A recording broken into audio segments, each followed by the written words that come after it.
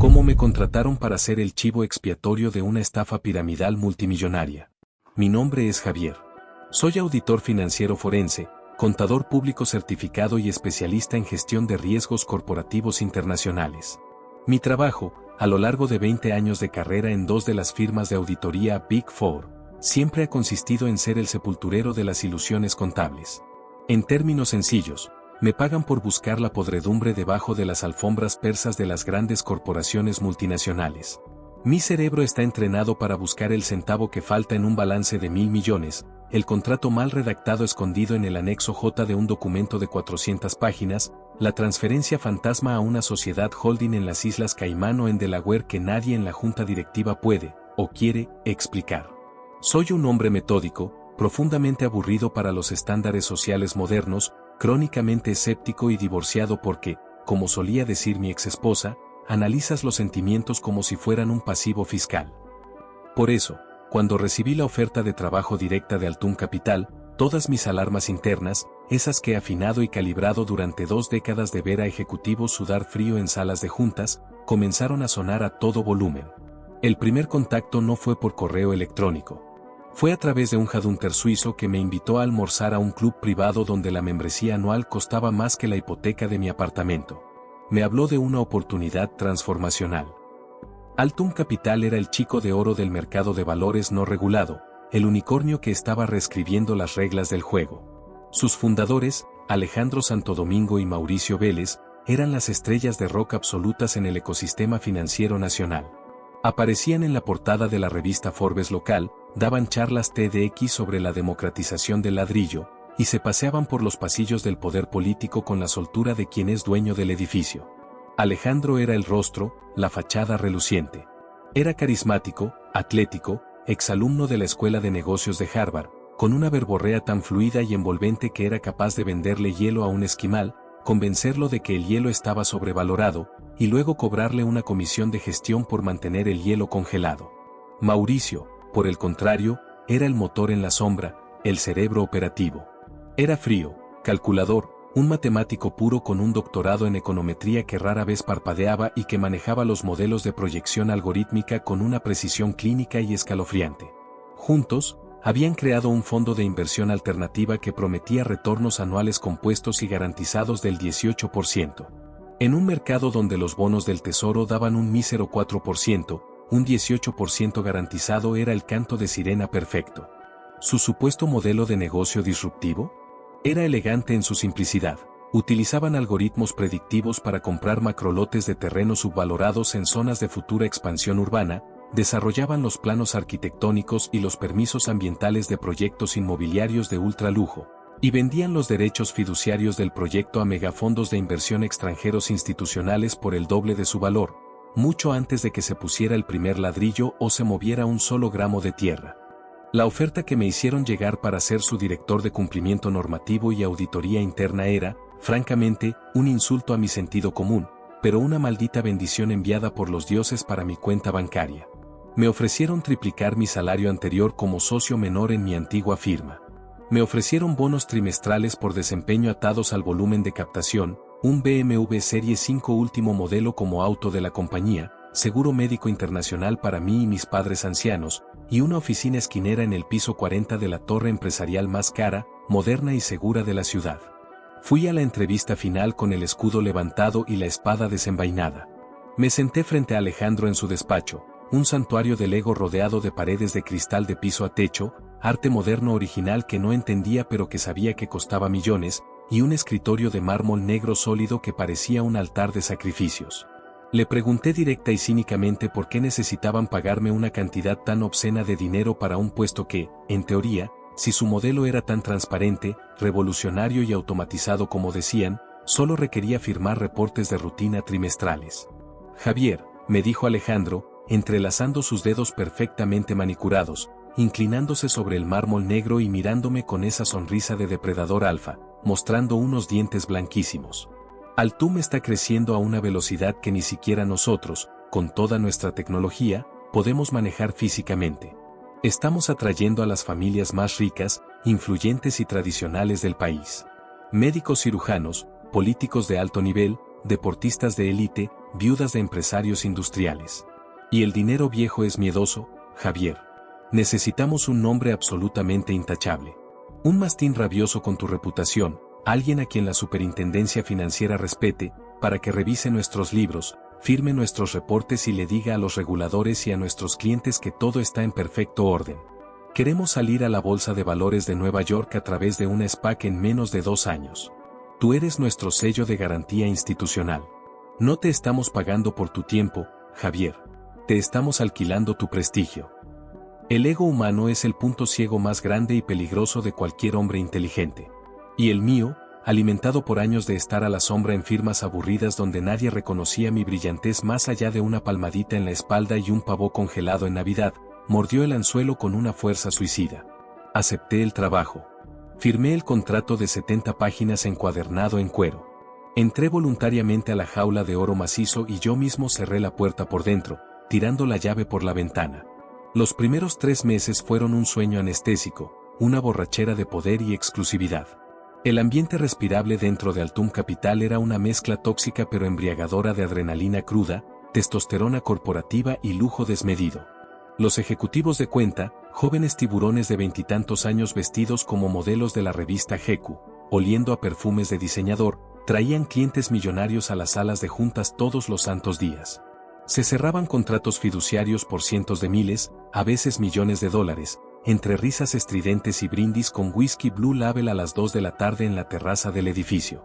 Mi trabajo durante esos primeros 90 días se limitaba a lo que me habían dicho, revisar voluminosas carpetas de due diligence, debida diligencia, de los supuestos terrenos que estábamos adquiriendo, firmar los complejos reportes de cumplimiento antilavado para las fiducias bancarias, y asegurar que el departamento de legales estuviera al día. Todo parecía estar en regla. Los papeles estaban notariados, las firmas coincidían, los sellos eran reales. Todo brillaba con la pulcritud de un quirófano. Pero mi naturaleza es escarbar. Es una enfermedad, una compulsión patológica que no me permite disfrutar de la superficie de las cosas. Si veo una pared recién pintada, siento la necesidad física de rasparla para ver si hay humedad debajo. Y la fachada de mármol de Altum Capital empezó a resquebrajarse para mí en pequeños detalles microscópicos, anomalías que cualquier otra persona, cegada por los bonos trimestrales, habría ignorado gustosamente. Todo comenzó en la fría mañana de la segunda semana de mi 4º mes. Estaba realizando una auditoría aleatoria, puramente de rutina, sobre los flujos de caja y los egresos del proyecto Zenit. Zenit era, según nuestros catálogos de ventas impresos en papel fotográfico importado, un megaproyecto, un complejo de 3 torres de apartamentos residenciales inteligentes, con marina privada y helipuerto, ubicado en una zona exclusiva de la costa caribeña. Según los balances contables internos y los reportes que Mauricio, el matemático, me había entregado el día anterior para mi firma y posterior envío al regulador, Altum Capital ya había inyectado $5.400.000 en efectivo en la fase inicial de cimentación estructural profunda y movimiento de tierras de la obra. Esa mañana, el café me supo amargo. Algo en los folios no encajaba en mi cabeza. Las facturas de la constructora subcontratada, encargada de la cimentación, eran demasiado perfectas. Los números redondos. Las descripciones de los materiales carecían de la jerga técnica desordenada que suelo ver en verdaderas obras de ingeniería.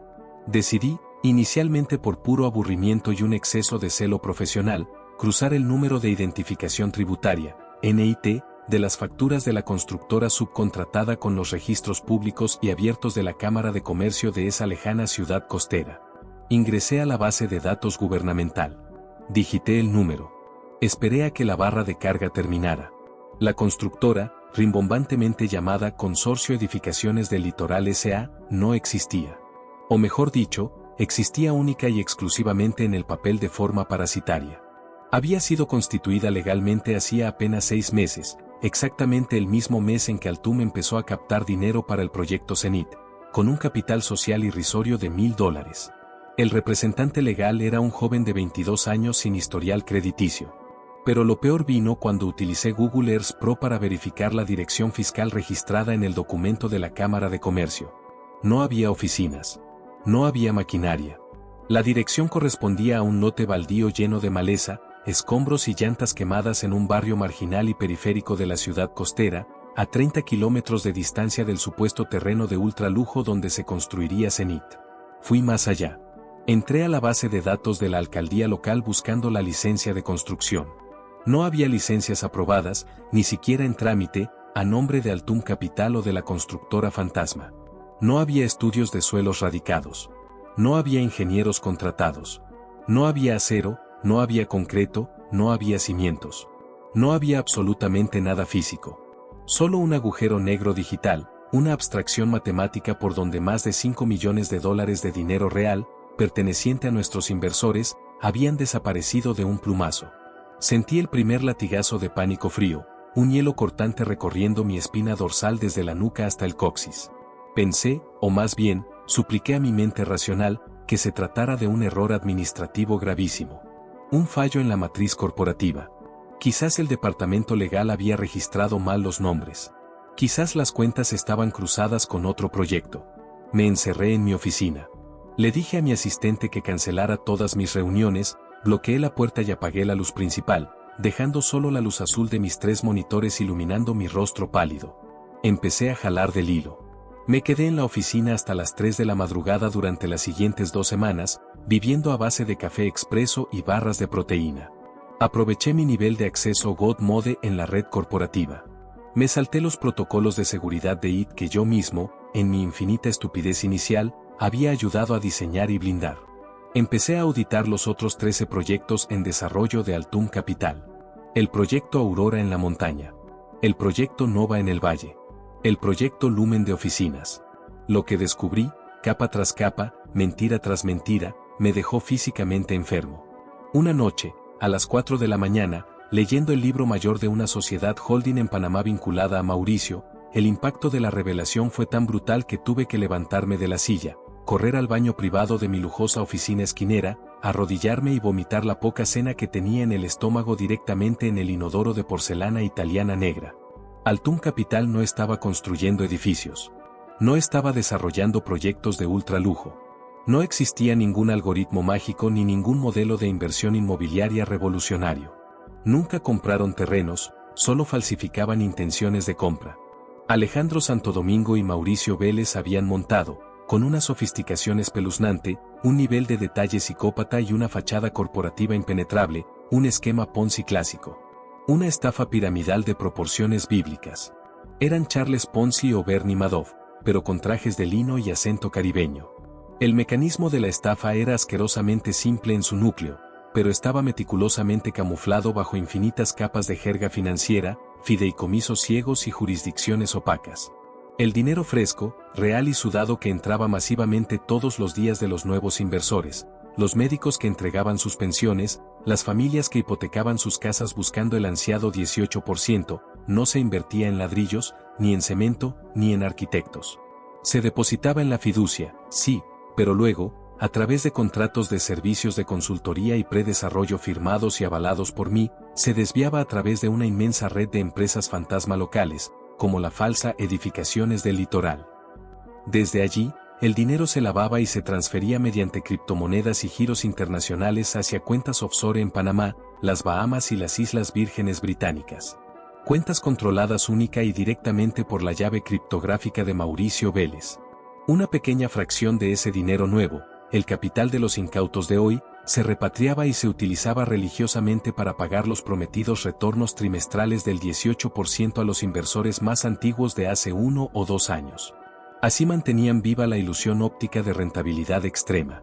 Así generaban el boca a boca positivo en los clubes de campo y en las cenas de la alta sociedad, atrayendo a más y más corderos al matadero financiero.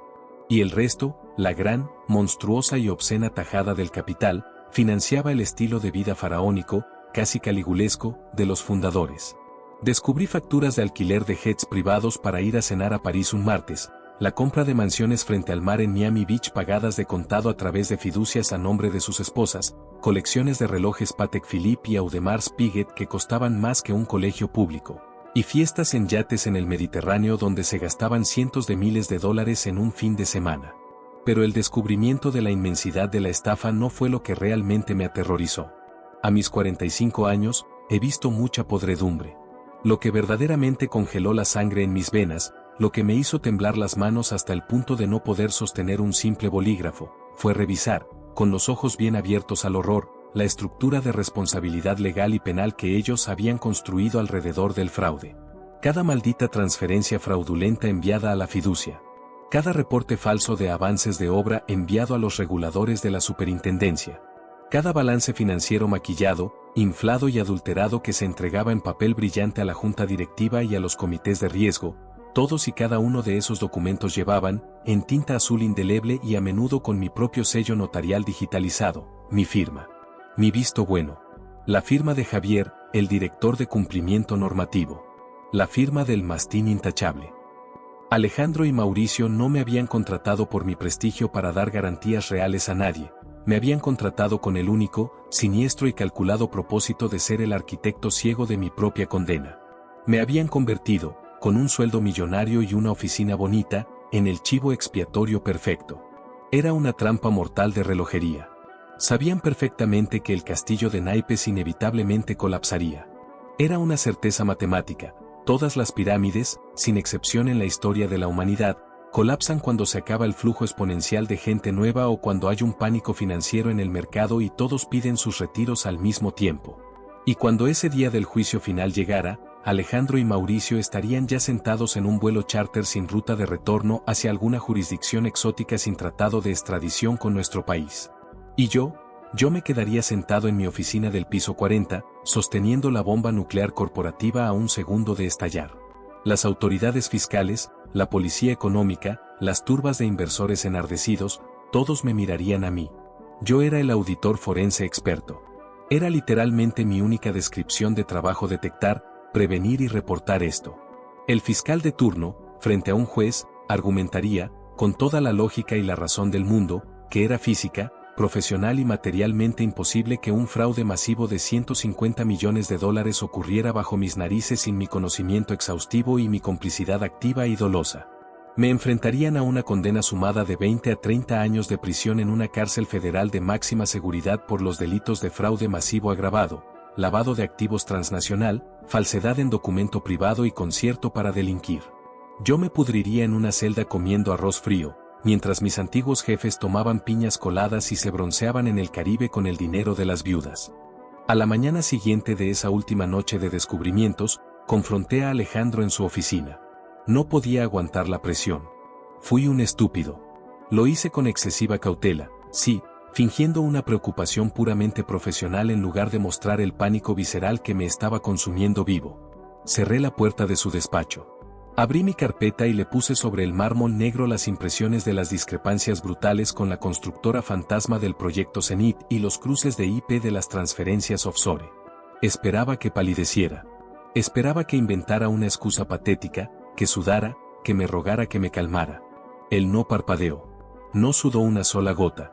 Ni siquiera cambió su postura relajada. Simplemente suspiró, como un maestro decepcionado por la lentitud de un alumno, se levantó lentamente, caminó hacia su bar de cristal, sirvió 2 generosos vasos de whisky de Malta, empujó uno a través del escritorio hacia mí y me miró con una frialdad reptiliana que me encogió el estómago hasta hacerlo del tamaño de una nuez.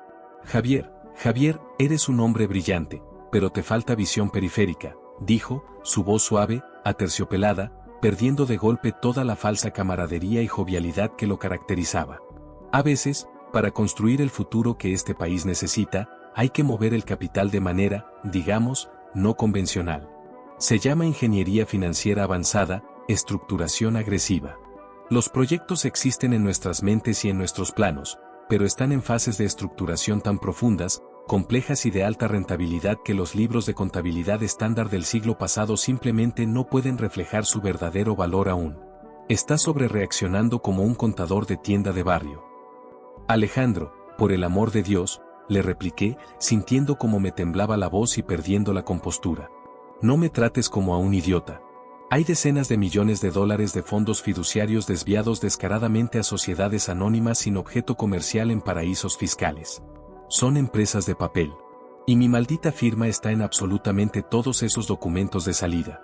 Si la superintendencia o la UIAF hace una auditoría sorpresa mañana por la mañana, nos van a meter a la cárcel a todos antes del almuerzo. Yo no voy a ser parte de esta locura. Esto es captación ilegal y lavado. La puerta de la oficina se abrió sin previo aviso, cortando mi frase. Era Mauricio, el matemático de los ojos muertos. Entró en silencio absoluto, cerró la pesada puerta, giró la cerradura con un clic metálico que sonó como un disparo en la sala, y caminó lentamente hasta pararse justo detrás de mi silla. Sentí su respiración en mi nuca. «Javier», dijo Mauricio. Su voz no tenía entonación, sonaba como el raspar monótono de un cuchillo oxidado contra un plato de cerámica. «Llegas un poco tarde a tu epifanía moral. Tu firma, tus huellas digitales y tu sello profesional ya están en todos los documentos de cumplimiento y transferencias de los últimos 4 meses. Ante los ojos ciegos de la ley, tú eres tan responsable, o quizás más, que nosotros de cada dólar que ha cruzado la frontera. Eres el experto en riesgo, después de todo». Mauricio caminó hacia el frente del escritorio, apoyó ambas manos sobre el mármol negro y acercó su rostro al mío. «Escúchame muy bien. Si sales por esa puerta y abres la boca, si intentas hacerte el héroe ético y vas llorando a la fiscalía o a la prensa, tú caerás primero y caerás más duro. Alejandro y yo tenemos los recursos financieros, los abogados y los contactos políticos para entorpecer y alargar un juicio durante 10 o 15 años, desde la comodidad de una mansión fuera del país. Tú no tienes nada de eso. Te triturarán en la fase de instrucción. Perderás tu licencia profesional de por vida, perderás tus ahorros, embargarán el apartamento de tus ancianos padres para pagar la responsabilidad civil, y terminarás en una prisión rodeado de gente a la que no le gustan los delatores de cuello blanco». Hizo una pausa dramática, dejando que el terror absoluto se asentara en mi sistema nervioso. Luego, su tono cambió a una falsa benevolencia, aún más repugnante. «Sin embargo, si decides despertar, madurar y entender cómo funciona realmente el mundo, tu bono de fin de año se multiplicará por 5. Y mágicamente, $1 millón libres de todo impuesto aparecerán pasado mañana en una cuenta cifrada y anónima en Zúrich, a nombre de una fundación tuya. Nadie tiene por qué salir lastimado, Javier. Todos ganamos. Los inversores siguen cobrando sus retornos mensuales y son felices. Nosotros seguimos creciendo el fondo. Y tú te haces inmensamente rico. Solo tienes que seguir haciendo tu trabajo, revisar, firmar y sonreír». Me estaban extorsionando, amenazando con destruir a mi familia, y sobornando con una fortuna, simultáneamente, a plena luz del día y dentro de mi propio lugar de trabajo. Sentí una náusea profunda, un asco visceral que me subía por el esófago. Miré a Alejandro, que seguía de pie junto al bar, sonriendo con suficiencia, dando un sorbo a su whisky, totalmente seguro de que habían ganado. Miré a Mauricio, cuyos ojos oscuros e insondables no mostraban un solo ápice de humanidad ni empatía. Me di cuenta en ese instante, paralizado en la silla de cuero, de que no estaba tratando con simples estafadores de cuello blanco impulsados por la oportunidad. Estaba tratando con depredadores sociópatas clínicos, narcisistas malignos que me destruirían física y profesionalmente sin dudar un microsegundo si yo suponía la más mínima amenaza para su esquema. La respuesta instintiva, la que te enseñan en las películas de Hollywood sobre hombres honorables, habría sido arrojarles el vaso de whisky a la cara, gritar a todo pulmón que los iba a hundir en el infierno, y salir corriendo por la puerta hacia la comisaría de policía más cercana para denunciarlos heroicamente. Pero la estupidez impulsiva es la madre de todas las tragedias y los mártires inútiles. Yo era un auditor, no un héroe de acción. Yo sabía exactamente lo que pasaría. Si yo renunciaba ese día con indignación y corría a denunciarlos, el poder del dinero actuaría más rápido que la burocracia estatal. Ellos destruirían los servidores internos y borrarían los discos duros con pulsos electromagnéticos.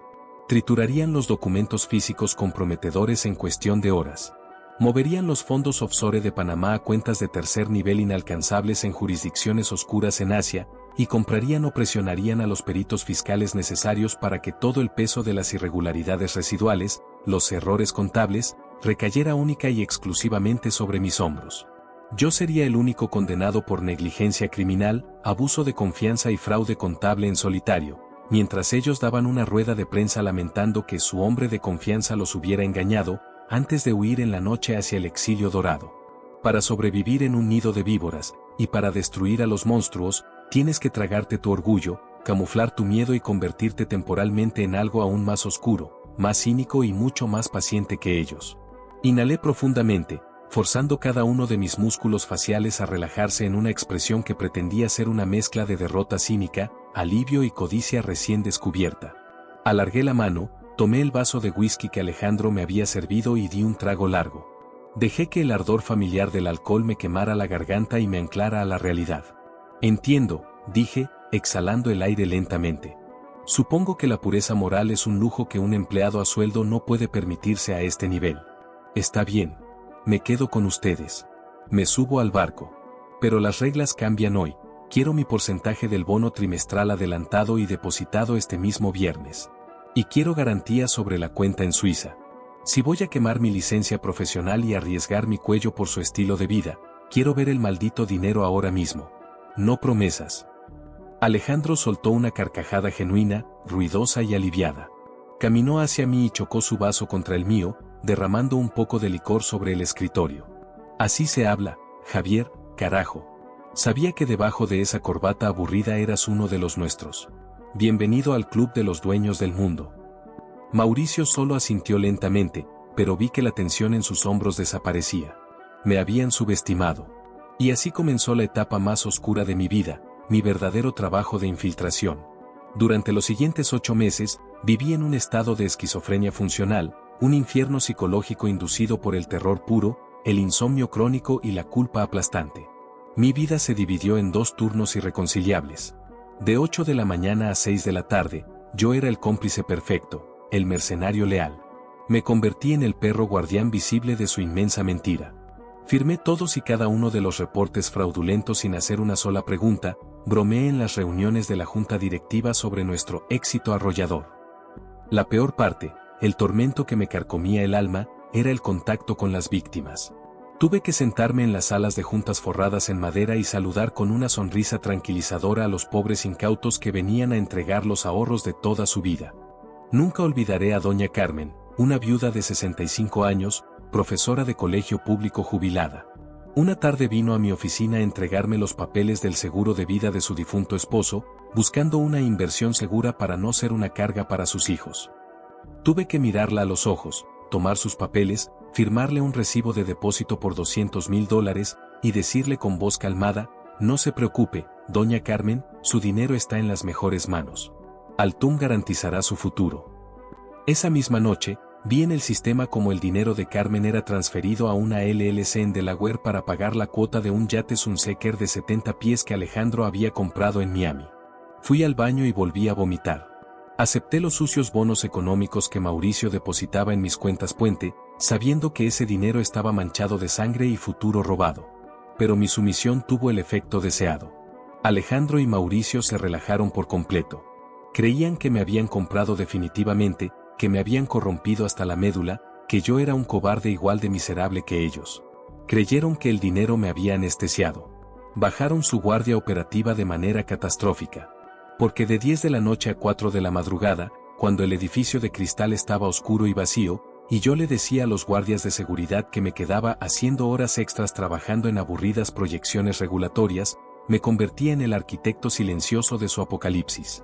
Fui reuniendo las pruebas de su destrucción con la meticulosidad de un cirujano experto estirpando un tumor maligno alojado en la médula espinal de un paciente. No solo copié archivos o descargué PDFs, tracé el genoma completo, la cadena de ADN de la bestia financiera. Utilizando mis credenciales de administrador maestro de cumplimiento, en madrugadas de pura adrenalina, instalé keyloggers físicos y lógicos, microscópicos dispositivos que graban cada pulsación del teclado, en los puertos traseros de los computadores personales de Alejandro y Mauricio para interceptar sus contraseñas maestras. Accedí a sus historiales de navegación y a sus comunicaciones encriptadas por Telegram Desktop Web.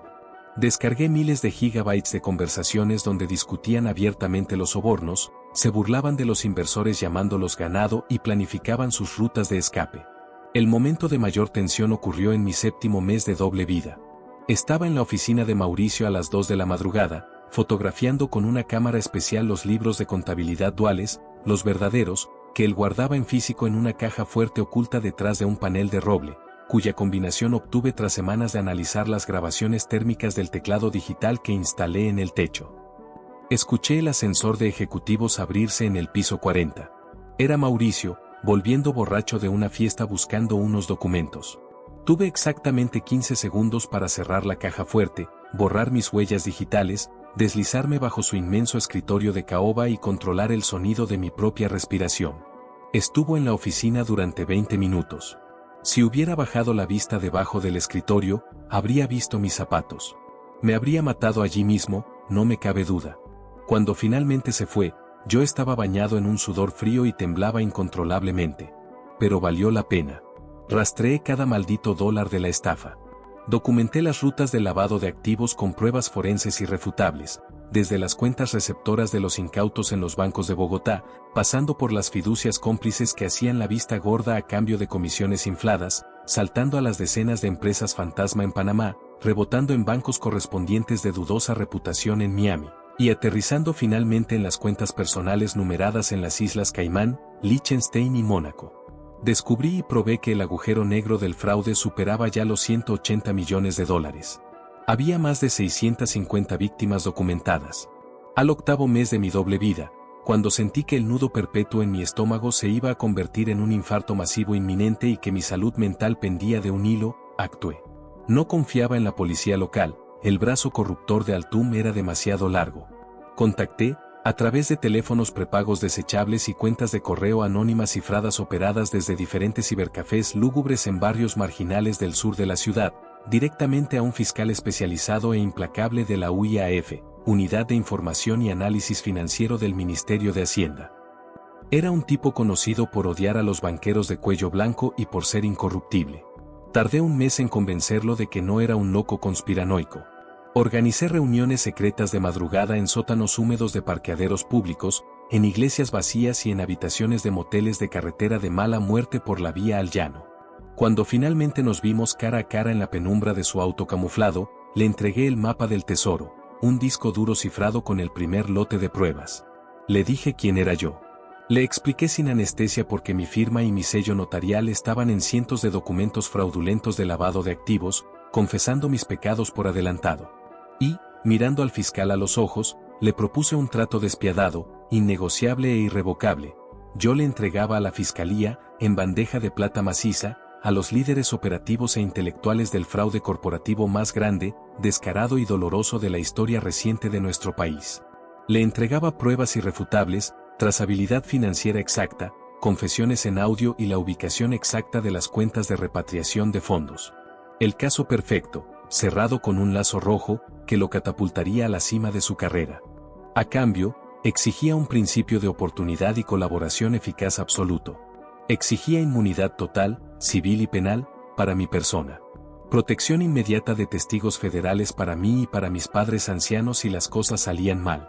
Y la garantía absoluta y firmada por el fiscal general de que mi nombre jamás aparecería en la prensa, y que yo no pisaría un tribunal más que como testigo oculto y sin rostro en su contra.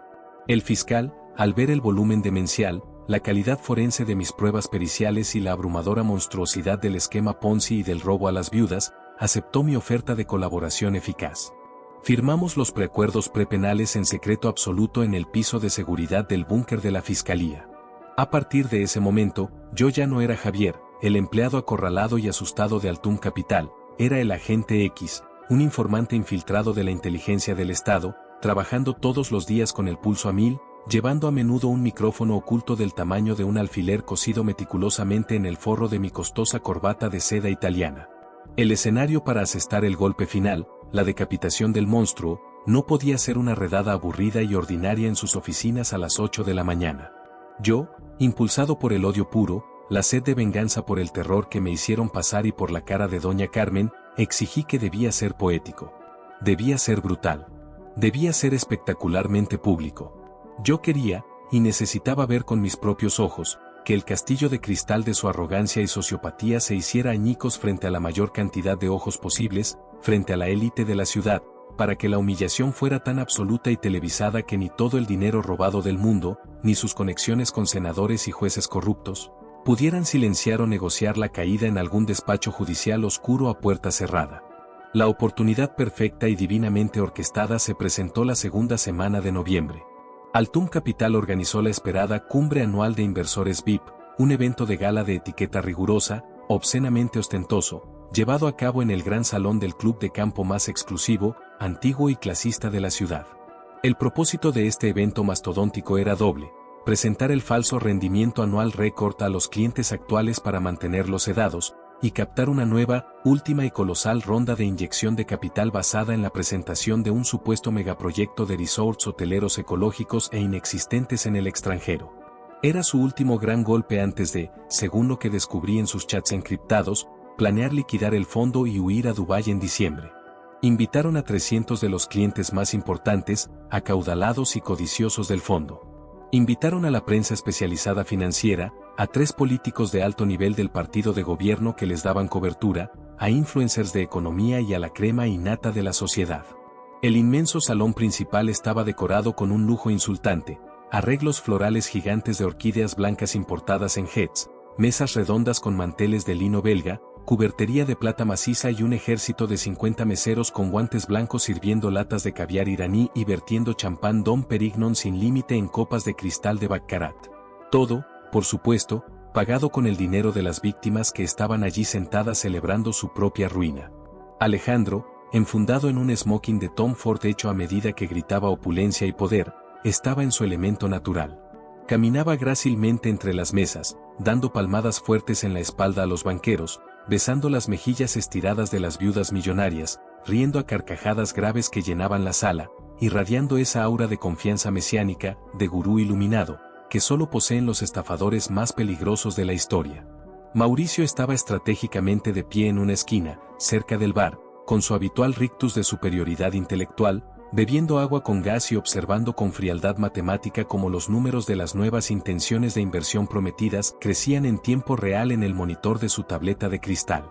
Y yo estaba de pie en la penumbra de la parte posterior del salón, junto a la gigantesca consola de control audiovisual manejada por un técnico contratado.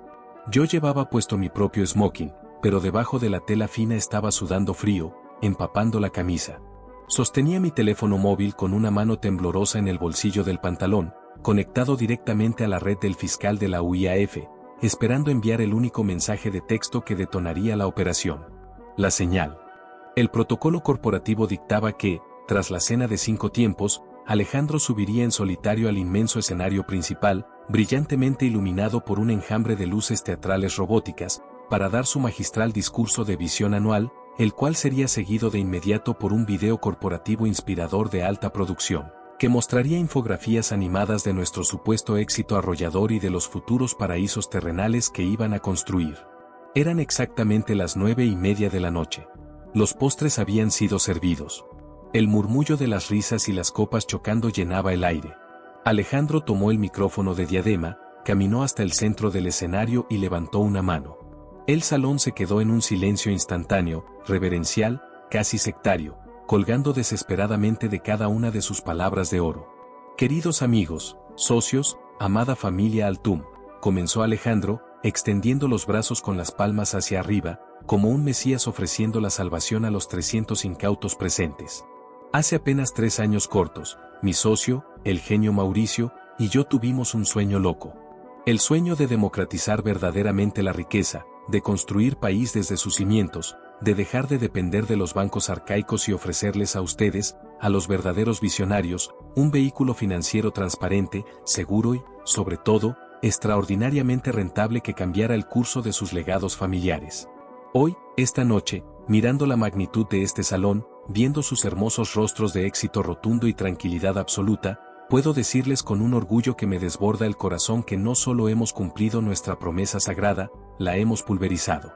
Altum no es solo un fondo de inversión, señores. Es un movimiento. Es un imperio inquebrantable construido sobre la confianza mutua. La gente, embriagada de champán y avaricia, aplaudió con un fervor que rayaba en el fanatismo religioso. Vi de reojo a doña Carmen, sentada en la primera fila junto a su hija, secándose lágrimas de emoción con una servilleta de lino, convencida de que su futuro estaba asegurado por este semidios de las finanzas. La bilis y el asco me subieron ardientes a la garganta. Apretaba mi teléfono en el bolsillo con tanta fuerza que mis nudillos dolían. Y ahora, continuó Alejandro, dejando que los aplausos se apagaran lentamente, girándose con un gesto teatral hacia la inmensa, monolítica pantalla LED de 10 metros de ancho por 5 de alto que dominaba la totalidad del fondo del escenario. Quiero dejar de hablar del presente y quiero mostrarles exactamente hacia dónde se dirige el torrente de su dinero.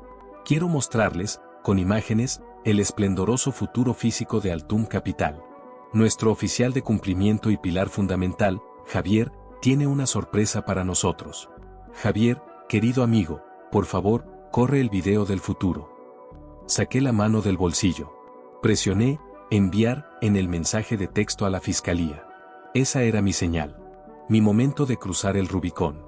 No corrí, por supuesto, el costoso video corporativo que el departamento de marketing había editado minuciosamente durante semanas con música orquestal celestial e imágenes de drones de playas vacías.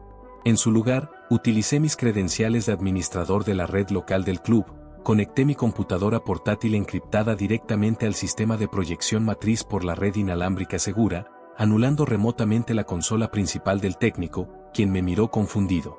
Respiré profundamente, sintiendo como los latidos desbocados de mi corazón me golpeaban violentamente contra la caja torácica con la fuerza rítmica de un martillo hidráulico. Extendí el dedo índice y presioné la tecla Enter con firmeza. La inmensa pantalla LED de 50 metros cuadrados detrás de Alejandro parpadeó en negro por un segundo y luego se encendió con un fogonazo de luz blanca, pero no con los elegantes logotipos dorados y brillantes de la compañía. La pantalla se llenó de golpe con un inmenso gráfico forense de flujo de datos. Era blanco, negro y rojo sangre. Austero, técnico, feo y absolutamente brutal. El título, escrito en letras mayúsculas, frías y de 2 metros de alto que iluminaron todo el salón como un faro de la perdición, leía: Investigación federal en curso, ruta comprobada de desvío de fondos, fraude y lavado de activos, Altum Capital Partners. El silencio que cayó sobre el gran salón fue algo que jamás olvidaré. Fue instantáneo, físico, asfixiante y gélido. Era el sonido literal de 300 almas acaudaladas dejando de respirar, de procesar, al mismo tiempo. El tintineo de los cubiertos se detuvo. Los camareros se quedaron congelados como estatuas de sal sosteniendo las botellas. El video que yo había diseñado y renderizado pacientemente en las madrugadas comenzó a reproducirse automáticamente, sin pausa y sin piedad. No había música épica de fondo. Solo la fría y contundente exposición de datos crudos. La pantalla mostró capturas de pantalla de alta resolución, certificadas, de las transferencias bancarias reales que probaban como los depósitos de los clientes sentados en esa misma sala. Incluso aparecían nombres censurados parcialmente y montos millonarios específicos, habían sido desviados esa misma semana a la cuenta de Consorcio Edificaciones del Litoral S.A. A continuación, la pantalla cortó agresivamente a los registros oficiales y actas notariales de la Cámara de Comercio, acompañados de fotografías a todo color del lote baldío, lleno de basura y perros callejeros, que probaban que la constructora era una vulgar empresa de fachada, falsa y vacía. Y el golpe de gracia, la estocada final, fue un inmenso diagrama de árbol, animado con flechas rojas punzantes, que trazaba el viaje criminal del dinero robado, centavo a centavo, fecha tras fecha, desde el banco fiduciario local, saltando a través de 3 fronteras internacionales, hasta llegar a los balances de 2 cuentas secretas numeradas en las islas Caimán y Zúrich, tituladas a nombre único, exclusivo e innegable de Alejandro Santo Domingo y Mauricio Vélez. Las infografías mostraban el balance actual de las cuentas y fotos de los yates, los jets y las mansiones que habían comprado con el dinero de las pensiones de las viudas de la sala. Alejandro, paralizado como un ciervo encandilado por los faros de un tren de carga que se le viene encima, se quedó en el centro del escenario, de espaldas a la pantalla, viendo el horror reflejado en los ojos de sus amados inversores. Giró su cabeza lentamente y miró la inmensa pantalla detrás de él. Parpadeó furiosa y repetidamente, su cerebro narcisista negándose por completo a procesar la magnitud de la traición y la catástrofe que se estaba proyectando a sus espaldas en resolución 4 Kelvin. Apaguen eso. Apaguen esa maldita pantalla ahora mismo. Es un ciberataque. Seguridad, nos están hackeando desde el extranjero, es la competencia asquerosa. Empezó a gritar histéricamente, su voz grave ahora aguda y chillona, su compostura ensayada totalmente destrozada en pedazos, gesticulando salvajemente, perdiendo el control del micrófono que resbaló de sus manos sudorosas y cayó al duro suelo de madera con un chillido ensordecedor de retroalimentación estática que perforó los tímpanos de todos. Giré mi cabeza y miré hacia el bar, buscando a Mauricio. El gran matemático. El sociópata hombre de hielo que me había amenazado en su oficina. Estaba allí de pie, inmóvil junto a su mesa de lino. Había soltado su tableta, que yacía en el suelo con la pantalla rota. Estaba pálido, pálido como el mármol negro de su escritorio bañado en luz de luna, mirando fijamente la inmensa pantalla donde ahora se exhibían los saldos multimillonarios robados de sus cuentas offshore más secretas e íntimas. Su respiración era agitada. Levantó la vista y, por encima de los 300 cuerpos paralizados de la multitud, sus ojos oscuros se cruzaron directamente con los míos a través de las sombras del inmenso salón. Y en ese instante infinitesimal de conexión visual, lo supo. Lo entendió absolutamente todo. Vio la sonrisa fría en mis labios. Entendió que yo no era un cobarde que había comprado con un bono. Entendió que el estúpido chivo expiatorio que habían diseñado a la medida acababa de cortarles magistralmente la yugular, dejándolos desangrarse en público frente a sus presas. El caos que estalló a continuación fue indescriptible. Fue como arrojar un fósforo de azufre encendido en un inmenso tanque subterráneo de gasolina de aviación. Los inversores de élite, la crema innata de la sociedad, dándose cuenta en brutal tiempo real de que habían sido estafados, humillados y que acababan de perder absolutamente todo el patrimonio de sus familias en un esquema Ponzi grotesco, se transformaron en una horda enfurecida. Se levantaron de sus lujosas sillas doradas con aullidos de terror, furia y pánico. Hubo gritos guturales de hombres trajeados, llantos histéricos y desgarradores de mujeres de sociedad, y el sonido violento de copas finas de cristal y botellas rompiéndose contra el suelo. Varios hombres corpulentos, médicos y ganaderos estafados, saltaron sobre las mesas, derribando los centros de mesa de orquídeas, y se abalanzaron corriendo hacia el escenario con la intención genuina y primitiva de arrancar a Alejandro Santo Domingo a pedazos, literalmente lincharlo con sus propias manos allí mismo. Pero antes de que la turba furibunda pudiera ponerle un dedo encima al visionario, la segunda y última fase de mi plan, cronometrada a la milésima de segundo con el fiscal de la UIAF, entró en acción destructiva. Las inmensas y pesadas puertas dobles de roble macizo del salón principal del club de campo no fueron simplemente abiertas, fueron pateadas y derribadas hacia adentro con una fuerza brutal y coordinada. 70 agentes federales del Cuerpo Técnico de Investigación de la Fiscalía y comandos del Grupo de Asalto Táctico de la Policía Económica y Antinarcóticos entraron en el salón en una apretada y letal formación de cuña. Iban fuertemente armados con rifles de asalto, vistiendo chalecos antibalas gruesos, pasamontañas negros y utilizando deslumbrantes linternas estroboscópicas tácticas que cortaron caóticamente a través de la multitud de elegantes smokines y vestidos de gala de diseñador. Operativo Federal de la Fiscalía General de la Nación. Que nadie se mueva, absolutamente nadie, esto es un allanamiento y aseguramiento de escena del crimen. Alejandro Santo Domingo y Mauricio Vélez están formal y directamente bajo arresto inminente por los cargos federales de fraude masivo agravado, captación masiva y habitual ilegal de dineros del público, lavado de activos transnacional estructurado y concierto para delinquir agravado en calidad de cabecillas. Rugió la voz atronadora del fiscal a cargo a través de un potente megáfono de policía, el mismo fiscal cínico pero honesto con el que yo había negociado y sudado en los sótanos y moteles. Durante meses. A través del mar de gente aterrorizada que se apartaba empujándose unos a otros, vi como dos robustos agentes tácticos subieron de un salto al escenario, derribaron brutalmente a Alejandro boca abajo sobre las tablas de madera astillada, aplastando los restos de su ego roto. Le torcieron los brazos con fuerza detrás de la espalda y le aseguraron unas esposas metálicas de alta seguridad, apretándolas hasta cortar la circulación, mientras él balbuceaba incoherencias por el impacto, sollozando lágrimas de puro terror infantil y exigiendo a gritos patéticos que llamaran inmediatamente a su bufete de abogados y a los senadores que él había financiado. Giré mi cabeza hacia la derecha. Vi a otro escuadrón de comandos interceptando a Mauricio cuando éste, en un acto reflejo de cobardía pura, intentaba escabullirse silenciosamente hacia las cortinas de la salida de emergencia de la cocina. Un agente lo agarró por el cuello del saco de diseñador, lo levantó en vilo y lo estampó violentamente de cara contra la fina pared decorada con pan de oro y apliques de orquídeas para registrarlo y ponerle los grilletes pesados en las muñecas.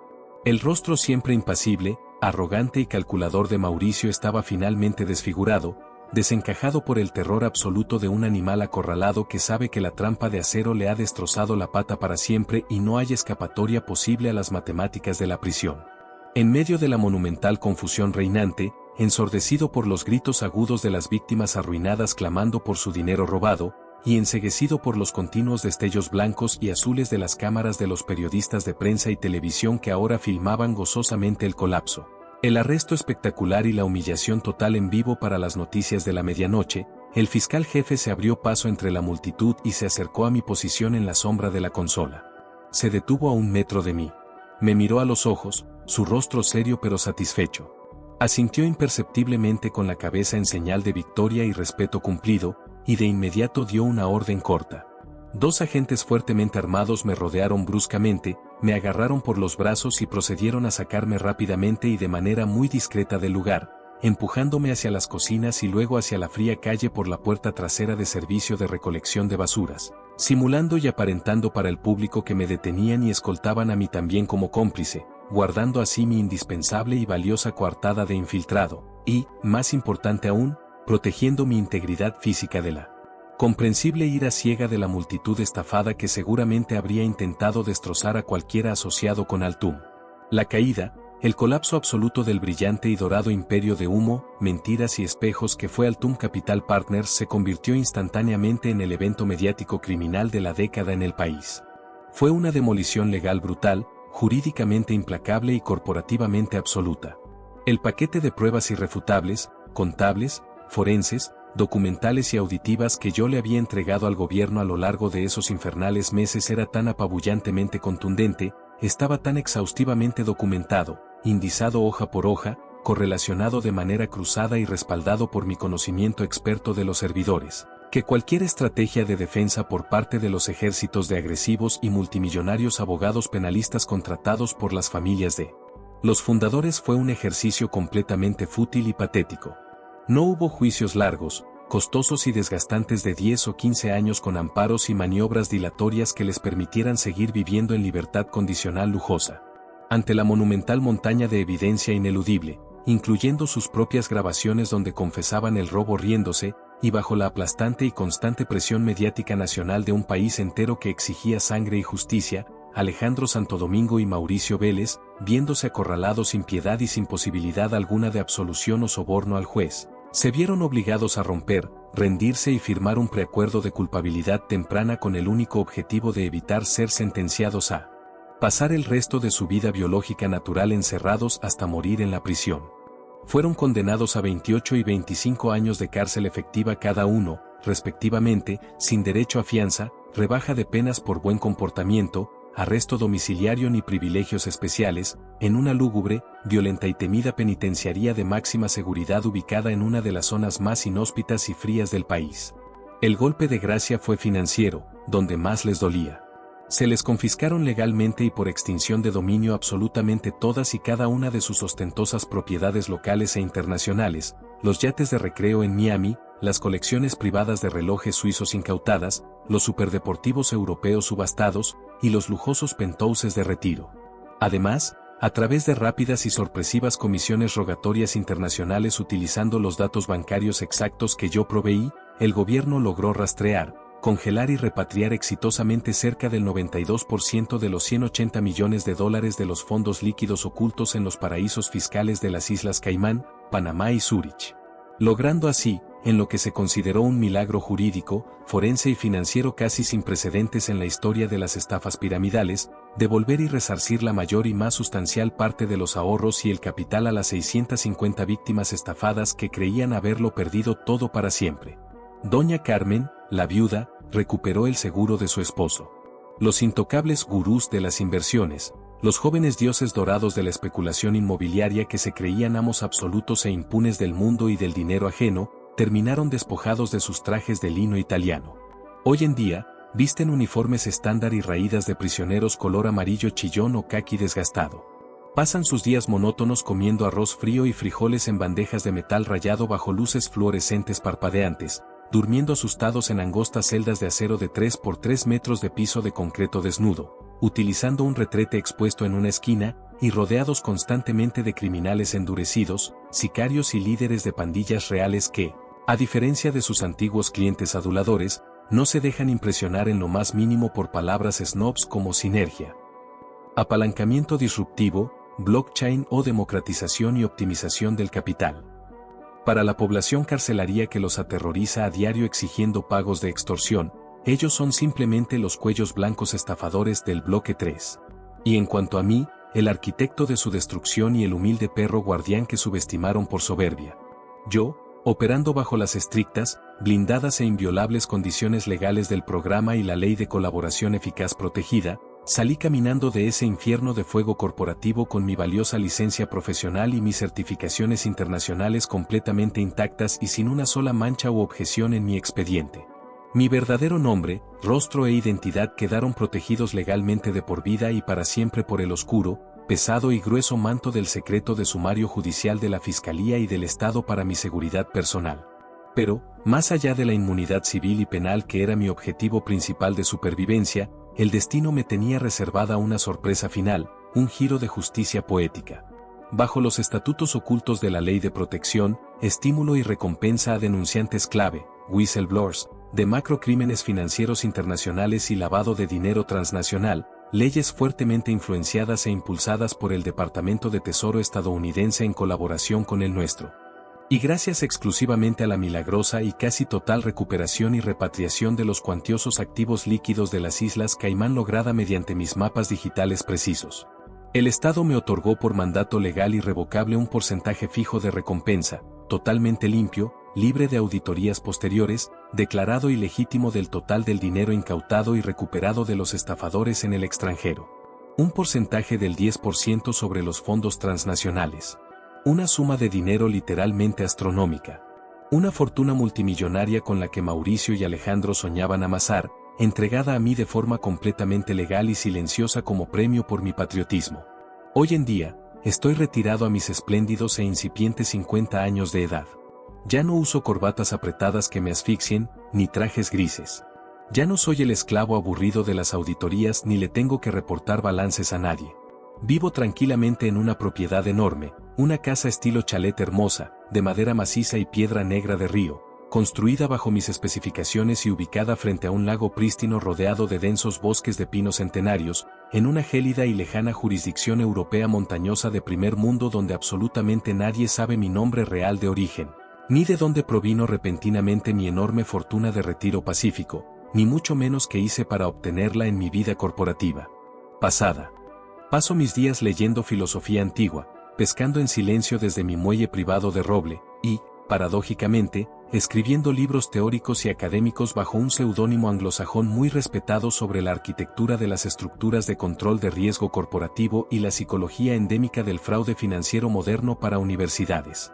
A veces, sobre todo en las mañanas brumosas de otoño, cuando el viento frío agita las aguas tranquilas del lago de mi propiedad y me siento a descansar en la pesada silla mecedora de madera de la tranquilidad de mi porche trasero, me sirvo una taza humeante y lenta de café negro orgánico, y mientras escucho el reconfortante y solitario sonido del canto de los pájaros silvestres bajando desde la copa de los altos pinos, permito que mi mente retroceda en el tiempo por unos segundos. Recuerdo vívidamente la escena, el olor a whisky de malta caro en el aire, y la insoportable y nauseabunda arrogancia estampada en el rostro del joven y apuesto Alejandro Santo Domingo aquella cálida y lejana tarde en el piso 40 de la Torre de Cristal. Recuerdo el tono de desprecio velado en su voz cuando me sonrió desde arriba y me dijo, creyéndose el hombre más inteligente del universo conocido, que yo, el simple e insignificante auditor aburrido, era y sería para siempre únicamente su sello de garantía ante las autoridades para que ellos pudieran reinar. Cierro los ojos, tomo un sorbo largo y caliente de mi excelente café negro, y sonrío en el frío de la montaña con un cinismo profundo, oscuro, purificador y totalmente en paz conmigo mismo. El maldito y desgraciado hijo de perra, después de todo, tenía toda la razón del mundo en su predicción, y no se equivocó en lo más mínimo al evaluar mi función. Yo sí fui su inquebrantable, minucioso y definitivo sello de garantía oficial en la vida. El único e irrebatible sello en los documentos legales federales que certificó, validó y pavimentó, sin un solo margen de error posible, su vergonzosa caída, su ruina financiera y su traslado irreversible hacia la más miserable desgracia carcelaria, absoluta y eterna. ¿Alguna vez te has sentado formalmente en una elegante y costosa mesa de caoba en una sala de juntas reluciente, mirando directamente a los ojos de un hombre encantador en traje cruzado que, con una cálida sonrisa, te promete el cielo de inmediato, la tierra firme y un porcentaje de rentabilidad mensual que desafía abiertamente las leyes matemáticas más básicas de la gravedad económica, y has tenido la oscura, repentina y escalofriante sospecha instintiva de que, mientras el asiente y tú observas hipnotizado los hermosos y brillantes números azules de su pantalla de proyección, tu propio nombre ya ha sido escrito pacientemente, letra por letra, con una espesa y pegajosa tinta invisible y venenosa, en la cabecera de su inminente orden internacional de captura?